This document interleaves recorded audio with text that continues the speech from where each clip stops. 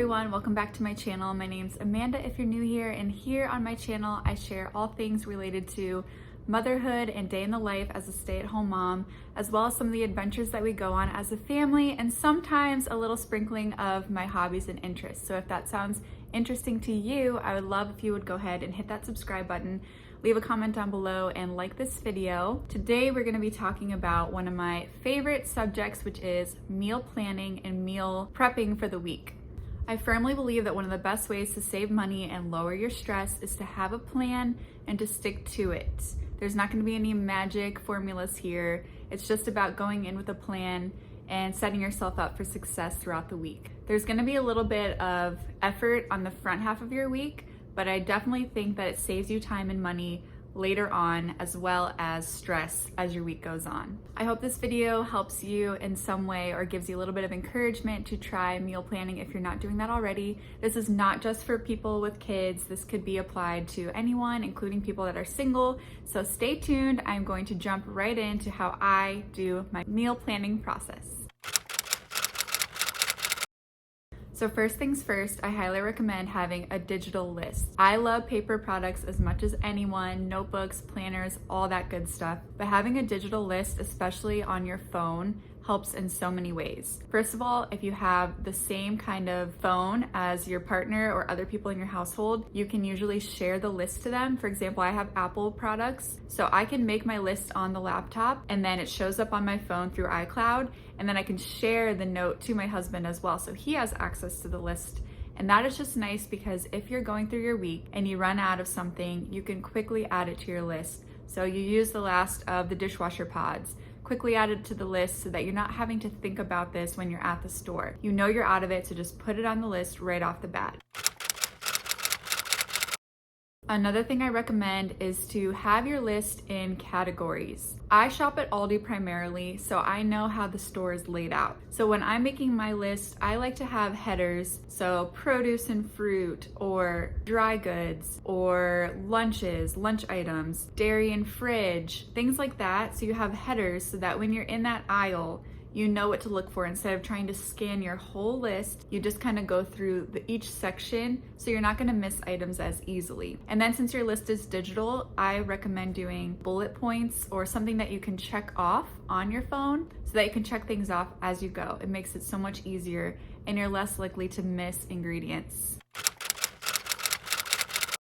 So speaking of ingredients, the most overwhelming part is finding recipes to cook. If you're like me, I don't like to repeat recipes. This is not that normal. I know lots of people have their family favorites that they repeat every week or every 2 weeks. If that works for you, that's fantastic. Keep doing that. I personally like to find new recipes, but I find them through meal kit delivery service websites. These are websites like HelloFresh, Marley Spoon, Blue Apron, Dinnerly. All of these meal kit delivery services have their recipes available for free on their websites. What I love about these kind of recipes is that because they are meal kit delivery service, they are designed to be fast, simple, and beginner friendly, and they usually have very few ingredients because as a company, they have to source the ingredients and ship them to you. So it's easier for them if there's about 10 ingredients or less. So right away, it's doing all the hard work for you by finding things that are simple, fast, and low ingredients. Also, most of the meal kit delivery services, the recipes on their websites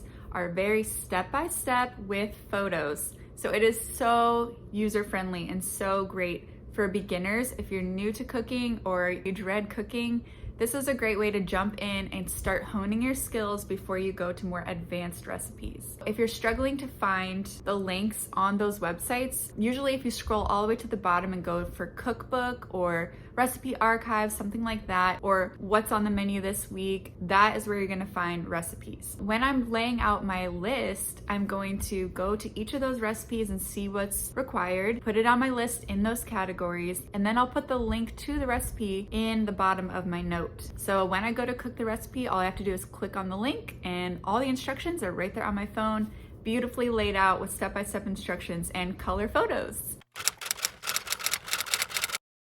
Now you can absolutely stop there by just putting your recipe ingredients into the categories in your list and you're good. Have that link ready to go to cook your dinner throughout the week. and you're all set. Along the way, I developed this extra step that you do not have to do, but it has helped me a lot. As I said, I'm an Aldi shopper, and if you shop at Aldi, you know that sometimes they're out of key ingredients, especially since the pandemic. We've had lots of meat shortages, lots of things that are just out of stock randomly. You never really know what to expect.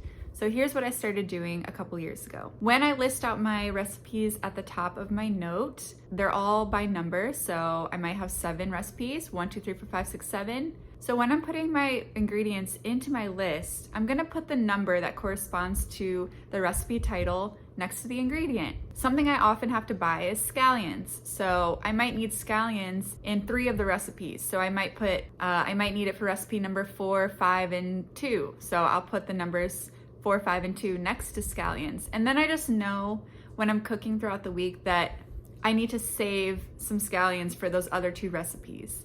That way I'm not using them all up in one recipe. Another good example is sour cream. You might need sour cream for 4 different recipes. If you use it all up in one, or everyone's kind of taking more than they need, you're not gonna have it for the other recipes. So those numbers next to your ingredient just tells you that you're gonna use it more than once, or if you need to cut that recipe from your list because your grocery store is out of a key ingredient, you know which ingredient goes to that recipe at a glance. So you can just nix everything with the number 2 next to it, and you don't have to buy those ingredients because you can't make the meal. I hope that makes sense. It's a little complicated in some ways, but it's something that we've been doing for a couple years, and it's just really helped me stay organized when looking at my list of long ingredients. So that is my meal planning process at a glance. I hope that it makes sense. I do have a couple of bonus comments to throw in here at the end. The first one is, whenever possible, try to grow your own herbs. If you live in an apartment, you can have a little windowsill garden with just a little bit of basil or oregano or cilantro, common herbs that you're gonna use. For one, this just elevates your dishes by having fresh herbs to throw in, and you can get creative. If a recipe doesn't call for something, you can still add some herbs to kind of make it feel more fresh and healthy to you. And also it saves you money because buying a little pack of herbs can get expensive, especially if you need a few different types of herbs for your recipe. You might as well just have them growing on your windowsill or out on your back patio so that they're always ready to go. And for me, since I've had herbs, it's kind of challenged me to become more creative to use up the herbs before they go bad, because you have to keep them cut back and things like that. So it's been really challenging me to add herbs when the recipe doesn't even call for it. So that's always nice to have fresh herbs to add to your recipes, and it really elevates your experience. Another tip I have so that this does not become a chore for you is to leave room in your week for fun, for going out to restaurants, for getting together with friends, ordering takeout. We usually just plan on at least one of the days being a go out to eat day or go to the theme parks, whatever we're planning to do. We build that into our schedule so that we know that we have something fun to look forward to. And also, if it helps you, leave room in your week to go out to eat for lunches or go out for coffee. I really recommend making coffee at home as much as you can, but make it fun. A $5 bottle of nice cold brew from the grocery store can last you a few days with your favorite creamer, and it's way cheaper than getting a $5 cold brew from Starbucks, which is only 1 drink. So just a little thought there is to try to discipline yourself to stay home most of the days, but make sure you're giving yourself rewards as well if that's something that you are craving and you're missing that experience. Don't hold yourself back, but build it into your schedule. Another tip I have, especially if you're single, is to look for recipes that you will not mind eating more than once. If you're meal planning as a single person, you probably are overwhelmed by the idea of making a big meal and then it's just you eating it. Well, if you make meals that you don't mind eating 2 or 3 times, it kind of takes the dauntingness out of that. And you can eat it for lunch the next day. You don't have to have the same dinner every day. Maybe you're making chili one night and so you have it for lunch the next couple days, or different meals like that. Pasta's a really great one that can reheat. You can do tortellini, you can make stews or soups. Look for recipes that you are excited to eat. And when you make the meal, put it in a bowl and have it ready to go, all beautifully plated, so that the next day you just have to reheat it and you're excited to eat the meal. And this goes for big families too. Double the recipe if you need to. Most of the meal kit services that we follow, I always double the recipe. So Look for ways to make it meet your needs as a family. And speaking of meeting your needs, don't be afraid to cook and eat at times that are convenient for you. I have a 15-month-old. For so many months, Maggie and I waited for Paul to get home from work, which he didn't get home till 6:30. Maggie's bedtime is 7 or 7:30, so you can imagine that that was a chaotic experience. Why did I do that to myself? I didn't really know any better. Now I cook our dinner at 4 p.m. and we eat at 5, and Paul just eats by himself, but we still sit with him and converse while he eats his dinner. We're just not all eating at the same time, but we're still getting that family bonding time. And it's just made life so much easier for me because by the time Paul gets home for dinner, I've already cleaned the kitchen, most likely given Maggie her bath, so she's in her jammies, ready to hang out, read some books, and that has really helped lower my stress. You don't have to cook at 5 p.m. every day. If you want your big meal of the day to be at lunch because that's a better time for you, it's less chaotic, less stress, make your big meal of the day for lunch and then have a smaller meal or snacks or leftovers at dinner time. You need to make your schedule what's convenient for you to lower your stress and make cooking and meal planning something that you look forward to and that it's enjoyable for you. Well, that's all I have for you guys for today. I hope you enjoyed this more of a sit down style, talk to the camera kind of video.